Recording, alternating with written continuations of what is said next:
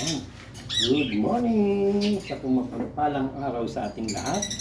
Yan po, no? Nakikita ko lang, ito po ang aking mga kids. Sila po nilipat ko na dito para sa mas malaking cage. Kasi nga, maliit yung cage sila, apat sila, para mas matuto silang lumipad. Yun nga po, no?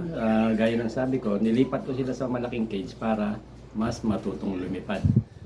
Kasi po, ganyan po yung ginagawa ko. Pagkuha ko sa kanila, sa kanilang mga parents, lalagay ko muna sila sa isang mas maliit na kulungan, gaya ng mga ganyan.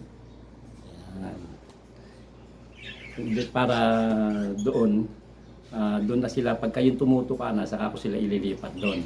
And then, pagka yung siguro mga 1 month or before 2 months, ayan, ililipat ko na sila doon gaya na pinakita ko sa inyo para mas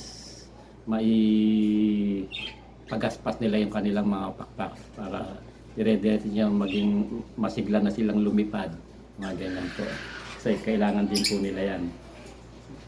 Kagaya ng ginagawa ko dito sa Ready, yung medium size ko na Indian ringneck, pinakakawala ko dito para makalipad sila ng maayos kasi nga hindi ko sila hinahayaan na doon lang lamang sa cage.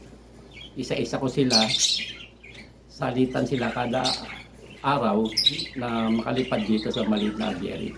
Yan po, have a blessed day po sa ating lahat. I love you guys. Bye!